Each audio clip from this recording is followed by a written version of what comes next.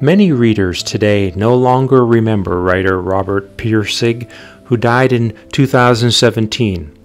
But Pirsig is author to one of the best-selling novels of all time, Zen and the Art of Motorcycle Maintenance, which was published in 1974.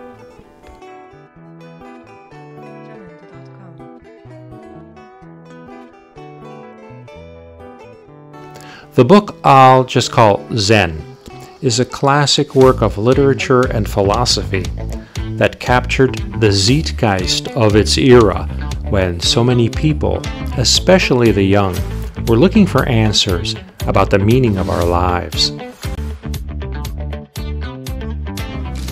Pirsig's namesake in the book, Phaedrus, inhabited the world of philosophy, obsessed with reaching an understanding of the nature and meaning of excellence and of value.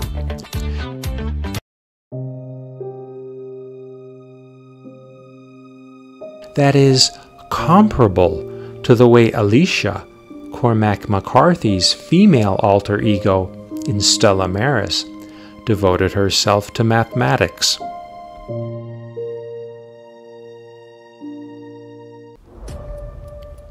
Pirsig was born 5 years ahead of McCarthy.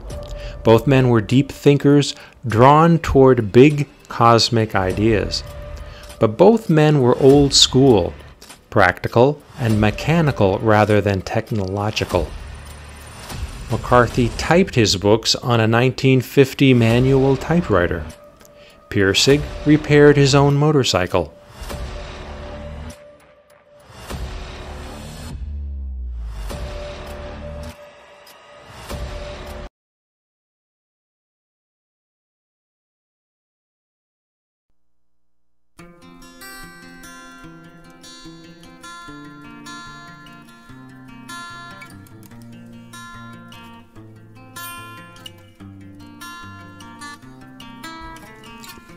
In his seminal novel, Zen, Pirsig's Phaedrus undertakes a cross-country motorcycle trip with his 8-year-old son, Chris, astride the back.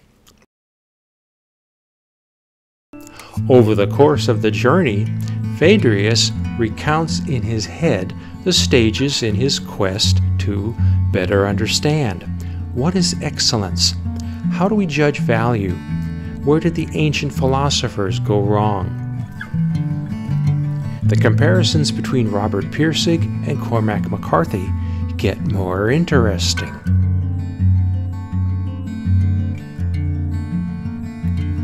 In 1963, when he was 32 years old and studying philosophy in a graduate program at the prestigious University of Chicago, Pirsig suffered a nervous breakdown. Declared clinically insane, and this culminated in his father giving legal consent to Pirsig being administered 28 sessions of electroshock therapy over the next year. Genius and madness, the single-minded quest for some breakthrough in philosophy, the mental hospital. Liken this real-life scenario to Alicia in McCarthy's Stella Maris. Like the real-life Pirsig, as a child, the fictional Alicia got near-perfect scores on intelligence tests and entered elite colleges 4 or 5 years ahead of her age. When it came to math and physics, Alicia read everything, knew everything. But this did not keep her from near insanity or suicidal depression, or from walking away from that field, mathematics, at which she was one of the world's best.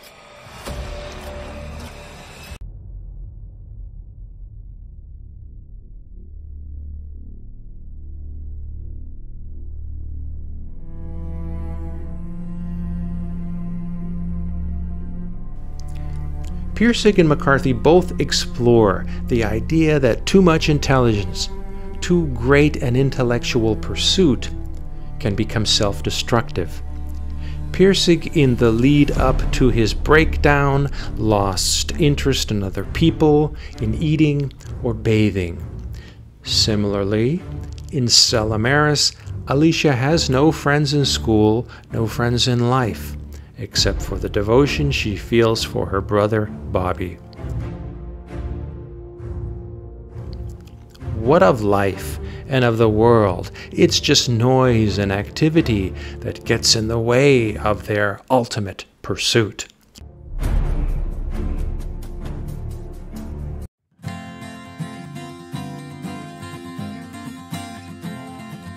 Pirsig recovers his mental health.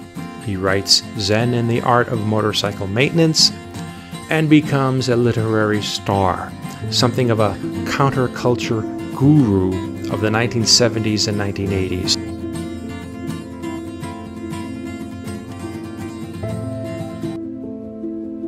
Sales of Zen make Pirsig some money, and he buys a sailboat, and he spends months and years at sea. And he also begins work on a second novel, which takes him from 1975 until 1991 to complete, and which is named Lila, an inquiry into morals. In Lila, Pirsig's counterpart, Phaedrius, has sold his book and is enjoying his sailboat.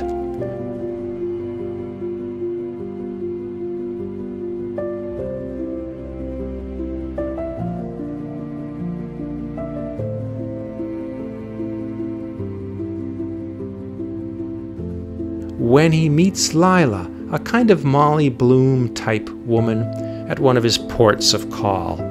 She's no thinker, but she has what Pirsig regards as physical value. In this book, Phaedrius forges his intellectual exploration of moral value as he sails and spends time with Lila.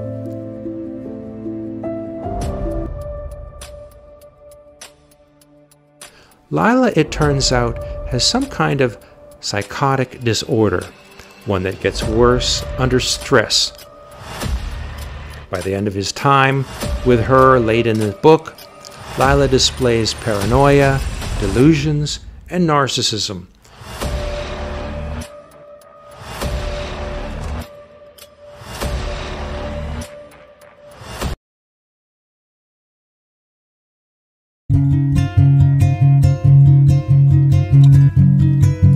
It is by the conclusion of Pirsig's second book, Lila, published 30 years ahead of The Passenger and Stella Maris, that I recognize the references that anticipate McCarthy's final works.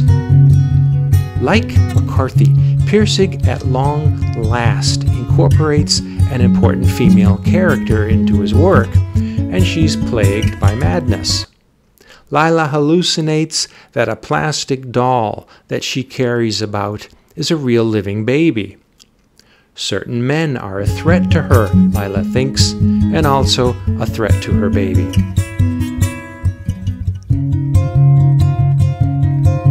Although at the start of the story, when Phaedrius meets Lila in a bar, there's no sign of paranoia, and she seems normal, fun, and sexy.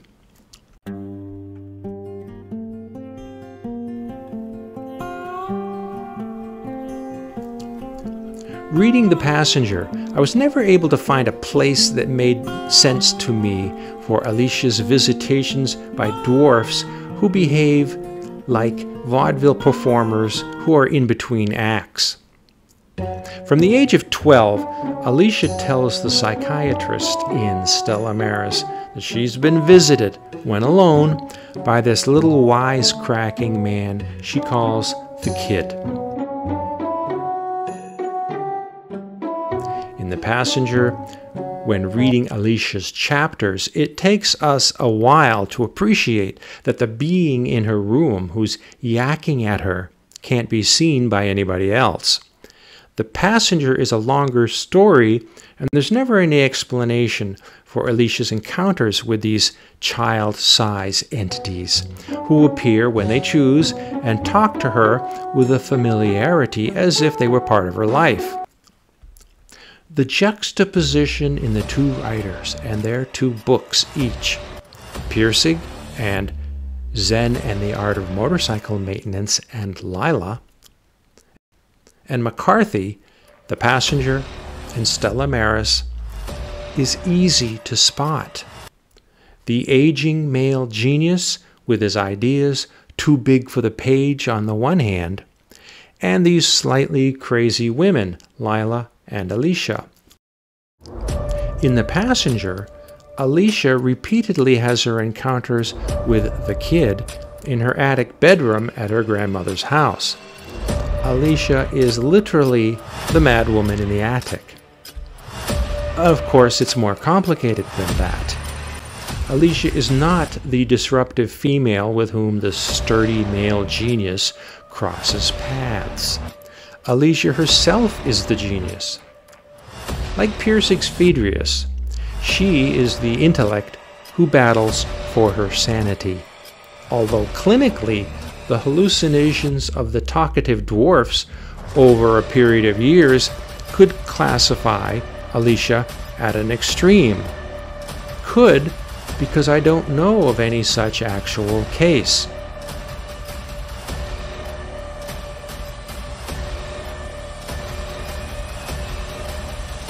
If we take the two writers and each of their two texts and step back slightly from the particulars, we're left with the genius truth seeker who does not fit in with the mortal world.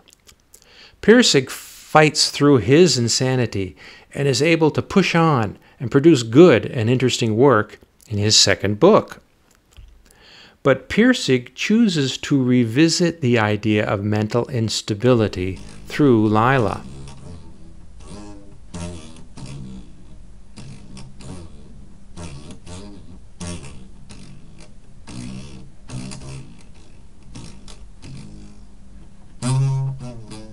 If Pirsig or Phaedrus is so smart and so good and coming up with theories about the nature of quality and value, then how does his personal life come to this?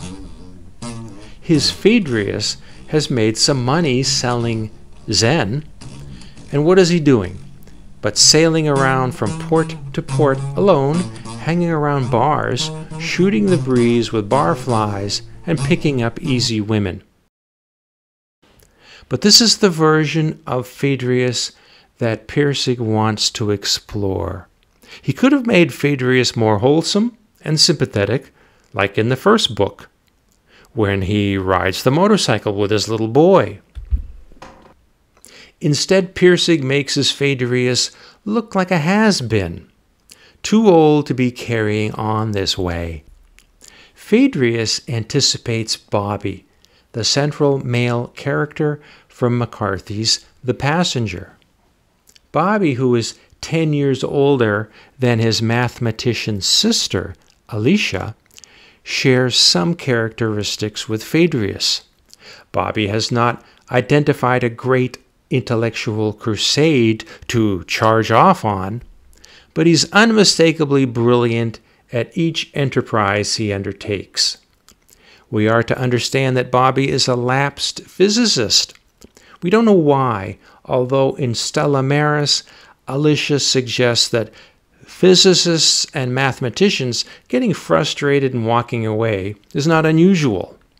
So Bobby is brilliant and very much a restless loner. Bobby, like Phaedrus, refuses to sit still. When The Passenger starts, Bobby has the unlikely occupation of a salvage diver. A job not quite as unusual as a lion tamer or a parachute tester. In Stella Maris, Alicia tells us that Bobby fears water. There's a message.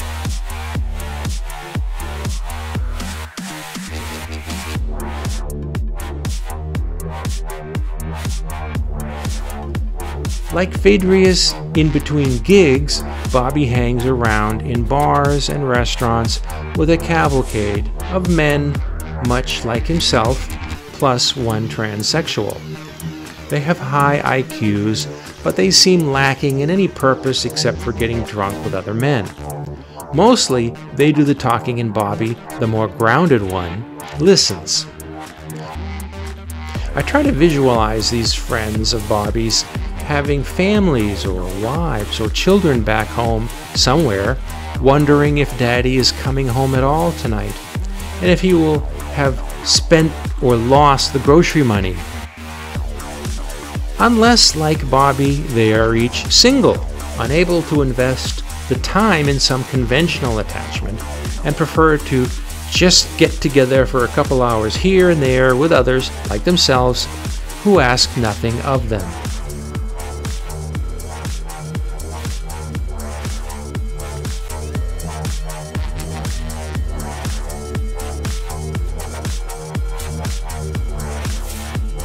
Bobby can do things and fix things and explain things like salvage diving or work as an oil rigger on a platform. He owns an expensive race car that he drives expertly, of course, and he knows how to repair it himself. So when it comes to mechanical things, Bobby's much like Pirsig's Phaedrius. This part of Bobby we admire and like.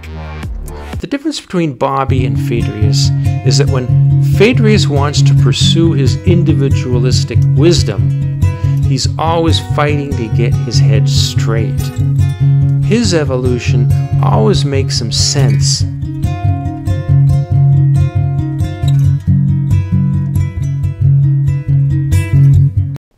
McCarthy's Passenger starts out like Bobby has both a fascinating career and a story arc, a mystery about a missing passenger on a downed airplane, and the FBI becomes suspicious of Bobby's connection to this occurrence.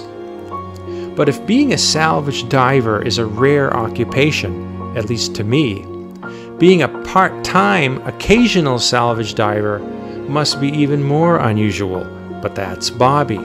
He makes one dive, one chapter, and then he's got to spend a chapter in a bar before taking the next job in the next chapter.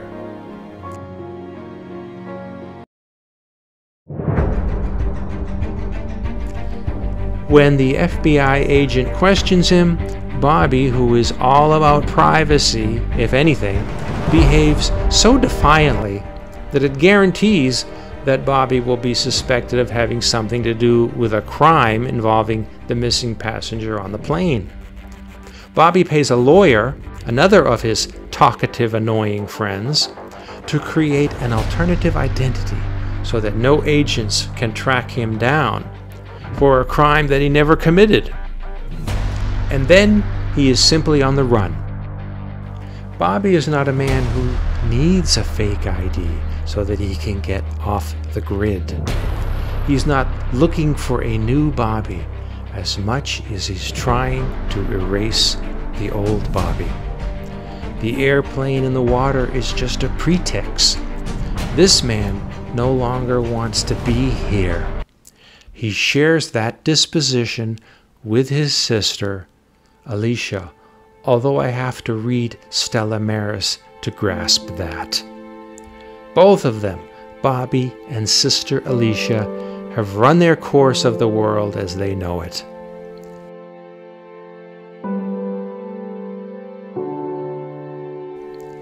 In that sense, neither Bobby nor Alicia is like Phaedrius. It's no accident that Bobby drives his race car fast enough to risk his having an accident. But Phaedrius is not into risk-taking. He fights to retain his sanity because he likes being alive. The character in Pirsig's 2 books who's most kindred to Bobby and Alicia is Lila, with the plastic doll. Lila could do things that would ground her. She's no scientist, but Lila is clever and she makes friends easily. But in each new scenario, Lila gets her fresh start and then proceeds to unwind it, to drag things into disrepair and toward madness. Lila's hallucinations about a baby and about men threatening her life has some kind of maternal background that we never get to see. A miscarriage, an abortion, a lost child, something.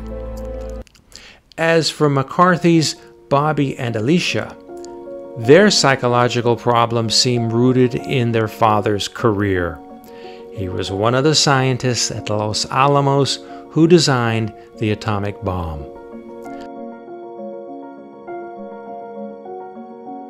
They attempt to cleanse themselves by some manner of discovery, and this will be a way of purifying the family name. And so Bobby tries to do this in physics, and Alicia tries to do it in math.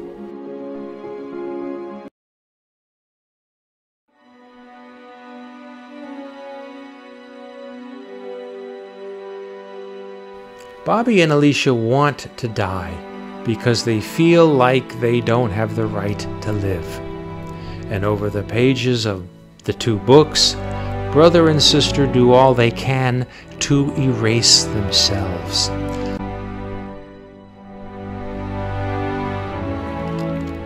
Readers are rightfully puzzled by the incestuous and romantic attraction of Bobby and his younger sister Alicia to one another, at the exclusion of any other love interests. This is not a love that fits in with any of the psychological studies of sibling attraction. But if we start from their self-perception of being uniquely responsible, uniquely cursed, because of their father's crime in the building of the bomb, it begins to make sense.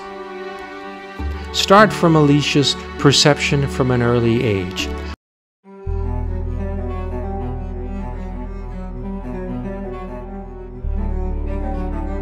I am my father's daughter. I understand what he did. I can't claim to be ignorant or incompetent. My gifts in mathematics are comparable to my father's. It is as if he were still walking the earth today. So I am guilty and I forfeit my membership with humanity. Am I alone in this place?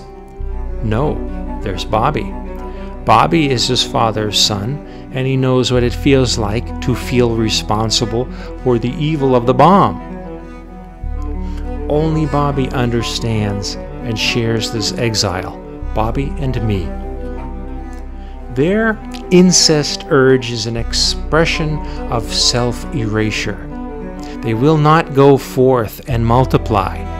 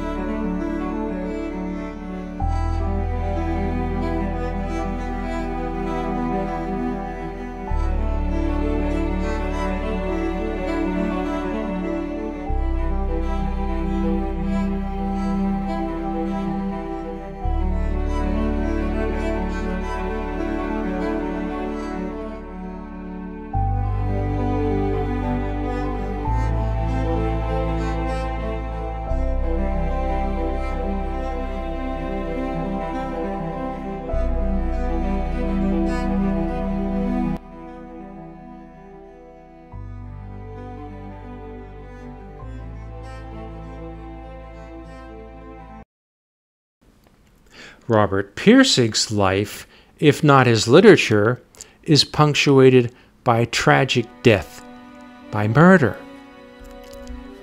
In Zen, readers develop some sympathy and feeling for Phaedrius's moody 8-year-old son Chris, who wants little more than affection from his typically distracted intellectual father. So it comes as a shock that at the age of 22, while a student at a Zen center in San Francisco, Chris was stabbed to death on the sidewalk in an apparent robbery. But when Lila was published in 1991, no acknowledgement that his son had been killed was in its pages. In the end, was it just too painful for Pirsig to bring the matter up? The murder of his son did not destroy his underlying belief that there are big philosophical questions out there that he could find answers to them. But he created for the second book the character of Lila, with her psychosis and her doll. Late in Pirsig's second and final book, Lila's mental stability declines.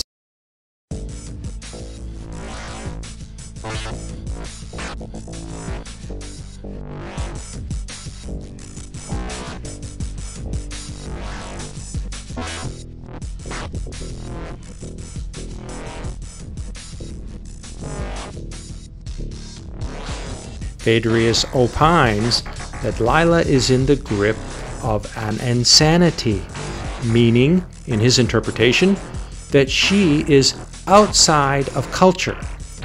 She's a culture of one, he says, with her own reality that no one else can see.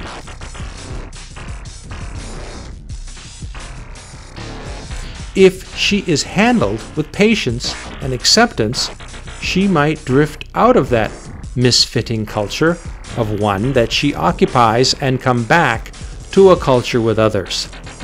At that time, she will no longer see the plastic doll as her real baby. Lila here we might regard as something of a counterpart to Alicia, who is also in a culture of one. Nobody else but Alicia can see the talkative dwarf, the kid who comes to her in her room, or the other little personages. They are part of that culture, not of the culture of everybody else.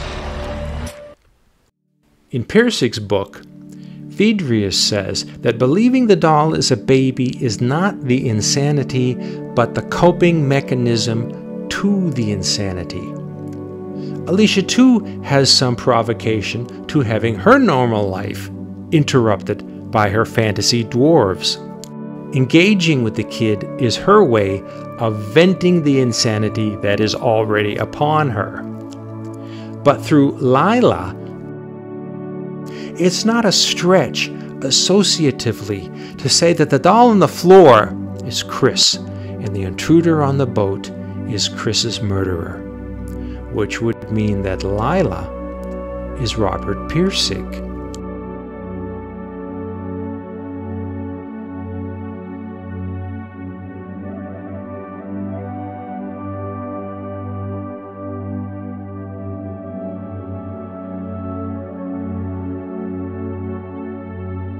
By means of substitution, Pirsig is reenacting the murder of his son through these other figures in the story.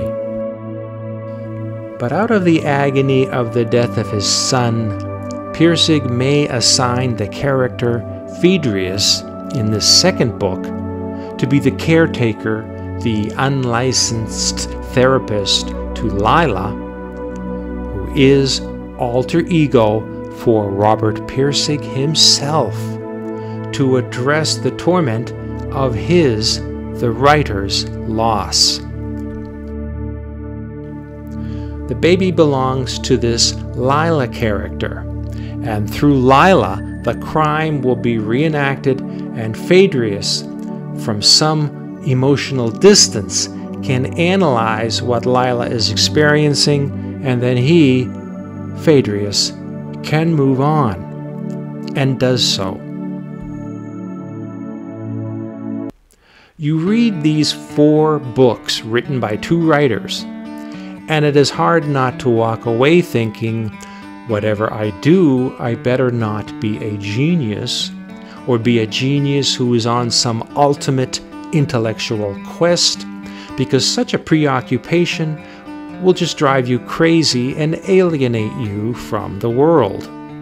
Ultimately, I think Pirsig in his second book is processing a death and a terrible loss. In his first book, Pirsig processes the erasure of his own personality and mind via the multiple sessions of electroshock therapy. So each of these 2 books engages a loss, engages death.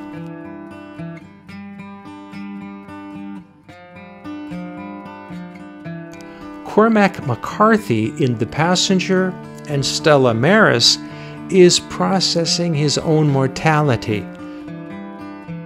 And McCarthy, through multiple books, has explored the idea that a menacing cloud is drifting over all humanity.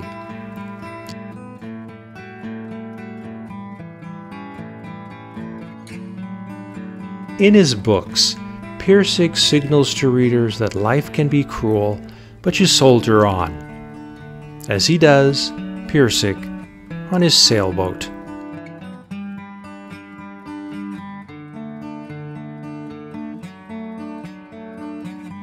After 1991, Pirsig never writes another book.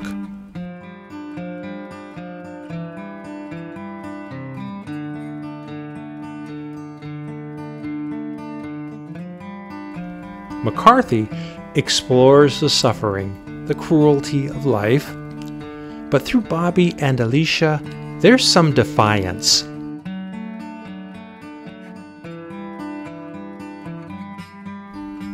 McCarthy's not waiting for natural causes to take this brother and sister, so it seems.